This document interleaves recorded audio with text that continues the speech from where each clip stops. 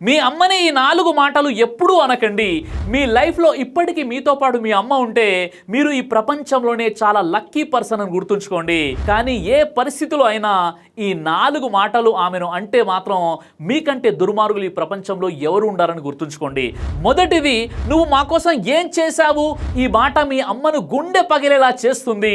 Delivery టైంలో ఏదైనా జరగరానిది జరిగితే తన ప్రాణం పోవచ్చని తెలిసి కూడా నీకు జన్మనిచ్చిన ఆమెను ఇలా అనటం ఎంతవరకు కరెక్ట్? రెండవది, అసలు నీకేం రాదు.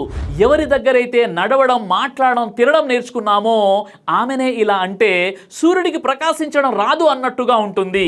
ఈరోజు ఉన్న టెక్నాలజీ ఆమెకు అర్థం కాకపోవచ్చు, కానీ మనం ఏం చెప్పకుండానే మన బాధని అర్థం చేసుకునే ChatGPT తన దగ్గర మనం పుట్టినప్పటి నుండే చూస్తున్నాం కదా. ఇక మూడవది, ప్రతిసారి నన్ను ఏదో ఒకటి అంటూనే ఉంటావు అని. నిన్ను అనాలని కాదు, నువ్వు ఎక్కడ రాంగ్ రూట్లో వెళ్తావో అన్న భయం తాను అలా అనేలా చేస్తుంది. ఇక నాలుగవది, నువ్వు నా లైఫ్లోకి ఎప్పుడు ఇంటర్ఫియర్ అవ్వద్దు. అమ్మకి మనం తప్ప మరొక ప్రపంచం ఎవరు ఉండరు. నువ్వు ఈరోజు శ్వాస పీల్చుకుంటున్నావంటే అది మీ అమ్మ నీకు జన్మనిచ్చింది కాబట్టి అలాంటి అమ్మను అలా అనవద్దు కదా. అమ్మ మీ దగ్గర నుండి దూరమైన రోజు అప్పుడు మీకు అర్థమవుతుంది ఈ ప్రపంచంలో ఏది ఆశించకుండా నిస్వార్థంగా ప్రేమించే ఒకే ఒక పర్సన్ మీ అమ్మ మాత్రమే అని.